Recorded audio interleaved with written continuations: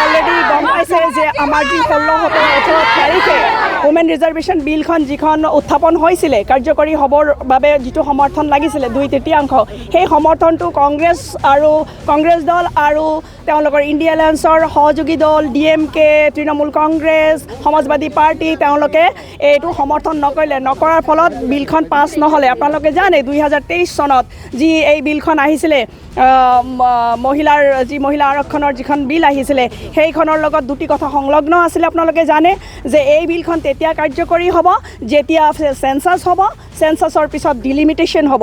কাৰণ আপোনালোকে জানে যে এতিয়া আমাৰ যিটো ভাৰতবৰ্ষৰ যিটো পপুলেশ্যন সেই হিচাপত একোগৰাকী MPয়ে 26 লাখকৈ জনতাক প্ৰতিনিধিত্ব দিব লগা হৈছে, যাৰ কাৰণে বহুত কষ্ট হৈছে।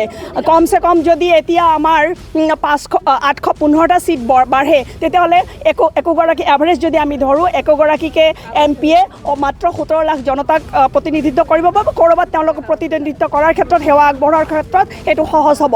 কিন্তু এই কংগ্ৰেছ দল আৰু ইণ্ডিয়া এলায়েন্সে এইটোৰ ঘোৰ বিৰোধিতা কৰিলে আৰু তেওঁলোকে নাৰীক এনেকৈ আজি নহয় আগৰে পৰা তেওঁলোকে নাৰীক অপমান কৰি আহিছে।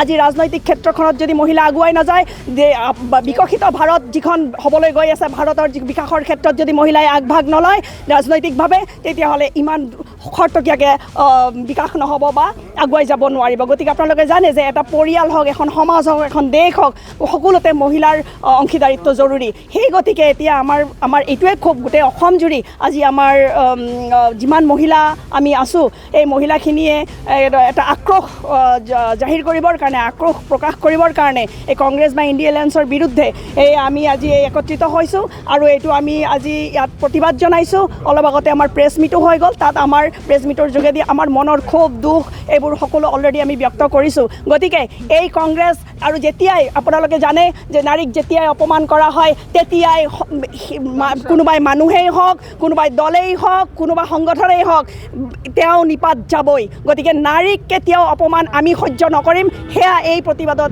সেই কাৰণে আজি আমি এই প্ৰতিবাদত সকলোৱে চামিল হৈছোঁ।